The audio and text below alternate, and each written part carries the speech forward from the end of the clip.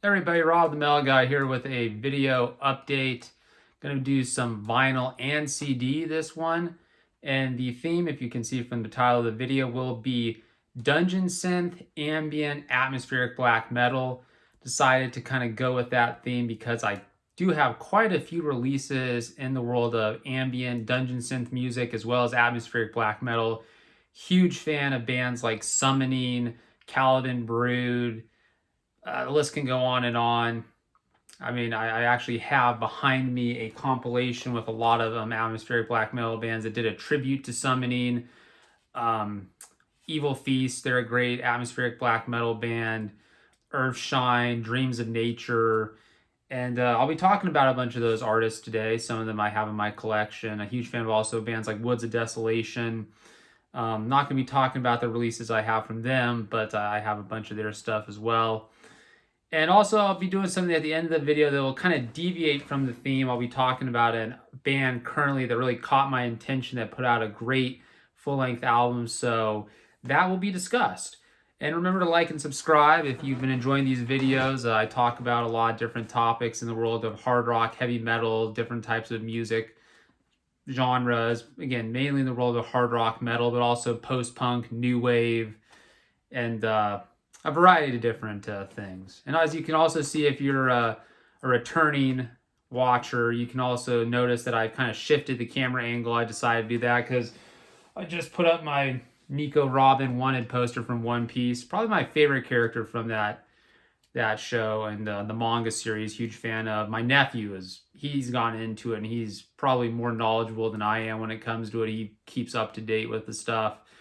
He's reading the manga, going way further than I did. I more followed the show, I think, and he loves it. And we actually have gone to the theater a couple of times. I've taken him, and we saw One Piece Red in the theater and One Piece Gold. And I'm sure a lot of the metal people right now are saying, why the hell is he babbling about freaking One Piece? And they're going to probably call me names. But you know what?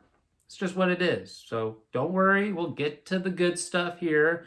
And let me start out with an artist that I'm just a huge fan of, been a fan of for many years in the world of atmospheric black metal, ambient music, one-person projects. Lustre is, to me, the supreme act, and an act that so many people should check out if you have not already. They are a group, well, actually, excuse me, not a group, it's a person from Sweden who he has done such a great job. Everything that he's been involved in, but Lustre being his primary project, this guy, and what I can describe as some of the most breathtaking arrangements in the world of extreme atmospheric ambient music that just takes you away and it elicits this kind of feeling of it's inspiring, it's haunting, but there's just such beauty and tranquility, even in the most distorted, darkest sounding moments of the music. Lustre is just phenomenal. And Wonder is probably my all-time favorite Lustre release. That's why I have it on vinyl when it came out. And this is on Nordvis. Nordvis usually handles the Lustre releases, and they did this really cool, you can see, splatter option for Wonder. I was just blown away when they announced that they were going to do this. Because again, Wonder was one of my favorite albums. I even had the shirt. It's worn out and it's probably in the rag bin by now. Because like I said, I wore that shirt a lot. It's one of these albums that I really enjoy. Moonlit Meadow, Green Worlds, and probably A Summer Night is really impressive in terms of the just sound quality. And the last track too, Petrichor, is one I really enjoyed. There's something about it. You listen to it, it's unbelievably just captivating. I always screw his name up. It's Nate. I screw it up because he's Swedish. I feel bad, but he's just such a great artist, and I just don't have this Lustre release. But if you want, I have as well to show you Glimpse of Glory. Good CD. It combines some really just awesome tracks. The longer ones, Amongst the Trees, that's a good one. This Mighty Light, and then Lunar Light or excuse me, This Mighty Sight. That's a good track. But A Glimpse of Glory is a CD that you can get through Nordvis. I believe that's where they might still have copies. Actually, I'm trying to think if I got this from Hell's Headbangers. Actually, might have had this. No, I'm pretty sure this was Nordvis. This was, I remember now. It was Nordvis, yeah. Because sometimes you can find Lustre releases on different distribution sites, but the primary place to go is Nordvis. They have, again, the t-shirts, the CDs, the vinyl. And then I got this one too on Nordvis when it came out. This was Still Innocence. Gosh, this was a really awesome full-length album from Lustre. I enjoyed. It perfectly complemented the fall time when I was listening to this album. That period of my life, I can tell you, it was a very important album, to have, something to kind of help you escape, the hardships of life, the frustration, emotion. And he did a great job, I thought, with Still Innocence, capturing these like very natural sounds and then the distorted effects and everything coming together, just very just phenomenal soundscapes that really, like I say, complement the seasonality that I think he was trying to go for. And when this album was recorded too, what I love about Lustre releases, they will actually tell you when the album was recorded, and this was recorded the summer and autumn of 2015. So you kind of get an idea when Nachi, again, I feel bad because I'm probably screwing up his name. I should just call him the great atmospheric black metal artist. But no, I really like this album from him. This Still Innocence. You should check it out if you haven't. And then probably if you have been following Lustre, this is the most recent. And if you haven't checked it out, this is an album that I was blown away. The most recent full-length album, A Thirst for Summer Rain. Again, just perfectly capturing the title, the feeling, right? You can imagine yourself, right, in the summer, walking in the fields, the sun's shining, but then these clouds come and the rain, and just everything about it. I love the production. Lustre's production is always spot on. It always fits. Everything around, the atmospheres are just so powerful, so impressive. So check it out, A Thirst for Summer Rain. I wanted to get this on vinyl. I probably will get it on vinyl eventually, but I pre-ordered the CD first. That's usually what I do. Like in the case of, though, Wonder, I made sure I got this on vinyl because, like I said, it's such a great album.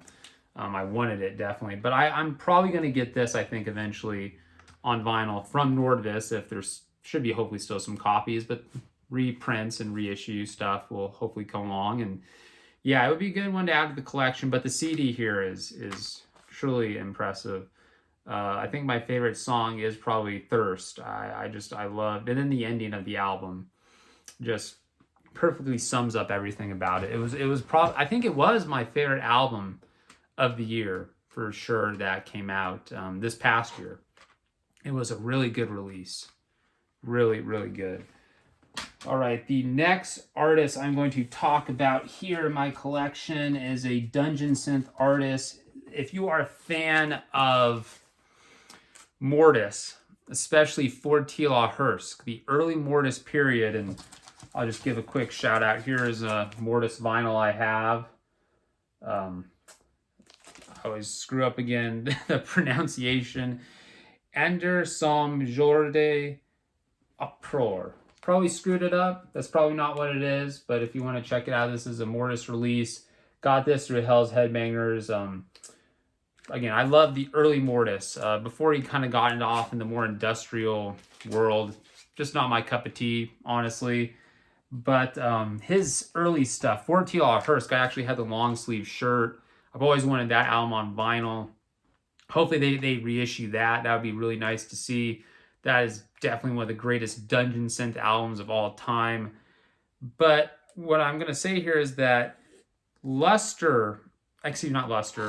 Mortiis in those early releases had such a profound effect. A lot of artists have come along, and you hear in the current wave of dungeon synth artists, and also artists that I think followed after in the late 90s, early 2000s, there were some really good dungeon synth artists.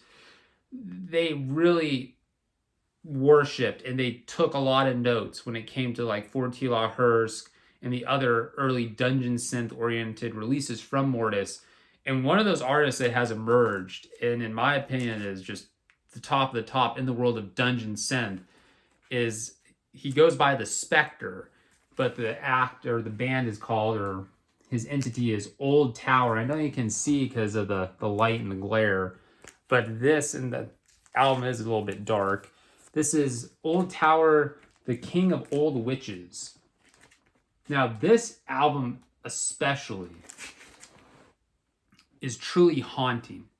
To me, this album destroys current Hollywood horror movie film scores because it grips you, it grabs you. The sounds, the whole sonic world is truly, it's almost not from this world. It seems like something so evil, so ghastly, and just well executed. It just takes you away. Like, I could put this album on when I'm sleeping or in the dark, and it's like you're transported to another dimension. This Old Tower is unbelievable. And this album, especially, The King of Old Witches, loved it when it came out. I listened to this quite often when I first got it, and I still do. It's a really good release. But more on Old Tower here. I've got quite a collection of CDs, as you can see here. I think I'll begin with Stellary Wisdom. Yeah, Stellary Wisdom here. This was put out through Profound Lore Records, full-length dungeon synth album. It's only like a couple tracks, but this is very haunting dungeon synth, going with kind of the astral theme, haunting spiritual kind of presence, very well executed, and just, again, that dark, gloomy sound, the dungeon synth sound that grabs you. It has that very low, haunting tone that just creates the atmosphere. Very, again, the medieval, gothic kind of sounding world. And Stellary Wisdom was one that really piqued my interest, I think. It was the first Old Tower release that I believe I purchased, but I had heard a couple other, Rise of the Spectre, and I had sought that out, but this was the one I first purchased to my collection. And then that was, back in 2018 or something. That was when I first bought that. And I shortly after found a copy of The Rise of the Spectre, Spectral Horizons, and the A Fortress of Sorrow. This is actually a 2 CD, as you can see here. See, there's the Rise of the Spectre release. I believe that was, like I said, one of the first times I heard Old Tower, and I was just blown away. Loved it. But the music is just so good. So, like this, if you can find it, it combines the two releases of Rise of the Spectre, and then you also have Spectral Horizons, A Fortress of Sorrow on the other disc. Have that. And then he put out another full-length album, and I thought the Spectre did a phenomenal job. This to me was another great release called The Last Eidolon, and it probably, how I describe it is, he goes with this, it's almost like it's a story, but there's no words, right? You can read the description of the story he writes and everything, but you can imagine as the album progresses and goes through these different arrangements and parts. It was just very cinematic to me. Like I said, it made me believe this could be made into a movie just by the sounds I heard. And it could construct and build these emotional moments, right, where the music rises and falls, and you have this very haunting ambience slowly that, transcends. And I want to say this, I just saw The Nun 2, and what disappointed me most about that movie was, here you have the demon Valak, who you could make a great film score around. You could do an amazing job. In the first Nun movie, I thought that was somewhat accomplished, and that's why I had some hope for this second one. But the second film just fell flat on its ass, and it was a piece of garbage. Sorry to say it, but I think it was just dog shit. It was a horrible film. The acting too, the actresses, I thought just did not deliver. But I'm also going to say the film score didn't deliver. And I just imagine, after hearing an album like this, right? If the Spectre was given the chance to score a film in Hollywood, I think even if the acting sucks, the film would probably grab people because the music and how the atmospheres kind of play on your emotion. He's just so good at it. And then the last one I'll show here is a Tale of the Mad Moon, which also combines some of the releases. It combines the Grim Alchemy series. It was a bunch of releases that the Spectre had done, put on the Bandcamp. I was thinking about purchasing those on the vinyl option. But when this came out, it was really cool because it combined that as well as Plague Harvest, another one of the releases, and then Ruination, The New Dawn Cometh. That right there is probably one of my favorite pieces of Dungeon Synth from the Spectre. It very much in the vein of Mortiis, for T.L.R. Hurst, the medieval sound, just everything about it, the tone of that arrangement, the way he uses the synths, it just has such a classic feel to it. It's a really good composition. You should check it out. Ruination, The New Dawn Cometh. And if you like all these releases that I just mentioned and you're a fan of Old Tower, try to find this. Hospital. God, my pronunciation is just suffering today. I'm just Hospital Productions. They are the ones that have been currently putting out a lot of the releases from Old Tower. And if you go to the Old Tower Bandcamp, that's where you'll find them. So go there to the Old Tower Bandcamp. And this is a great opportunity to get everything all in one. And I like it. Tales of the Mad Moon. And the packaging, I just love it too. You get this Old Tower, and then you got the artwork. That's so cool. And then you get like that giant demon, kind of, the mountain, and this just really great packaging. Really appreciate the work that's put into this. Not only is the music great, but just the whole experience when you get the album, you listen to it, and you have it. It's just Old Tower, one of the best Dungeon Synth artists around, just hands down. Gotta say that. And another Dungeon Synth artist I wanted to give a shout out to, Secret Stairways. This album I just have such an appreciation for. Turning Point is the album, and I love the artwork too, the medieval kind of artwork.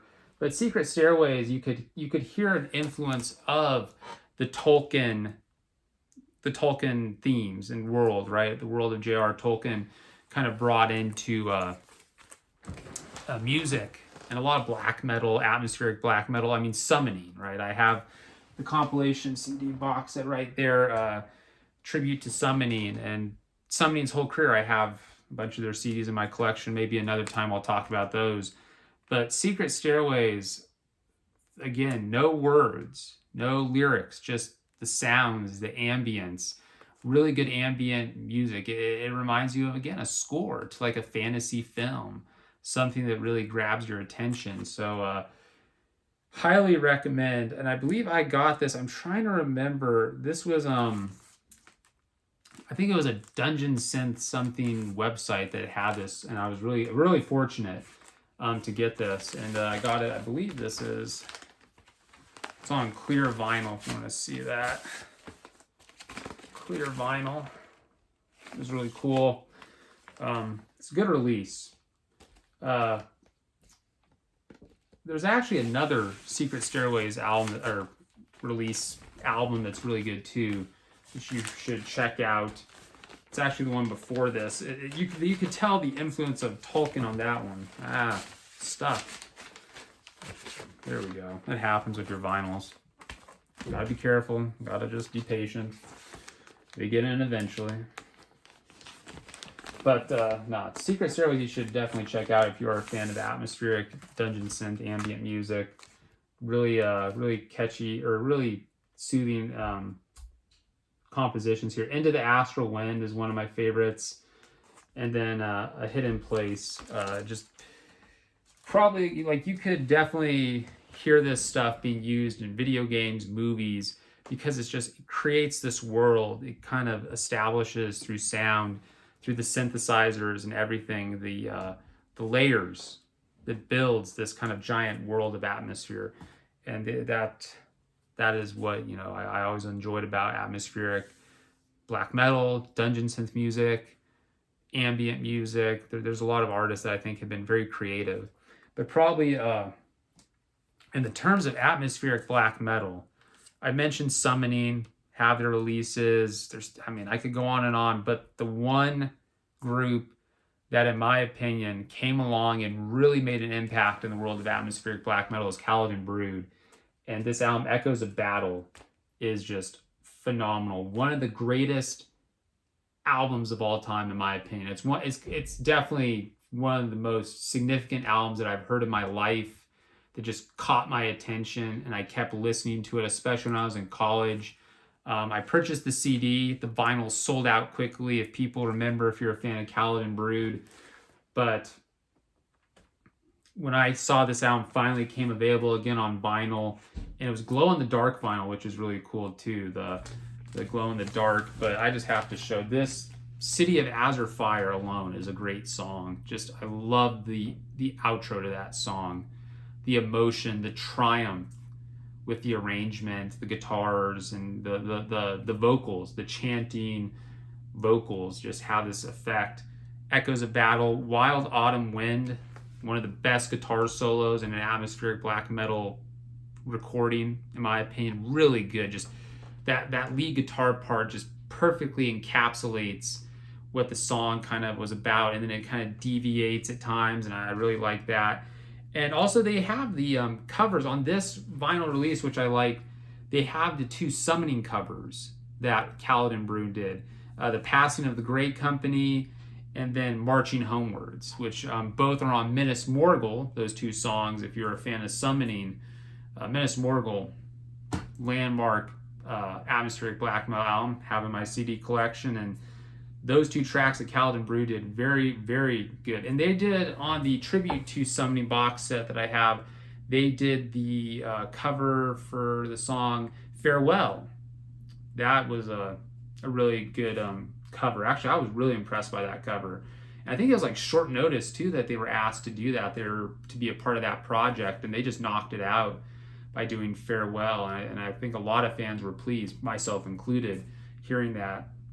But Book of the Fallen, that's a great track. And what Caladan Brood did was they were inspired by this book series, the Malazan, and I believe that's what it's called. And I don't know exactly the author and all that, but you should check it out. You know, if an artist is able to inspire you to go out and check out a book, that musician is doing something right. And I mean, I just think of so many bands that I've liked that have written songs or albums based on books, and people gone out and done that, checked it out, you know, the book, because they love the album so much. And I think Caladan Brood really did that a lot of the fans of this album went out and started to, you know, look into the series, the book series there. And gosh, you just look at the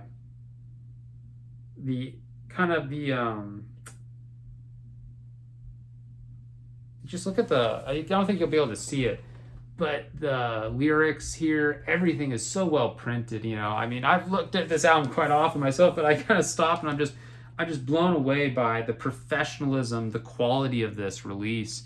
Shout out to Northern Silence Productions for what they did with this. Like, it is a really good packaging, everything about it, and they've done a lot of work in the world of atmospheric black metal, and really something that, you know, if you're a fan, you should go and see if you can get yourself a copy of this album.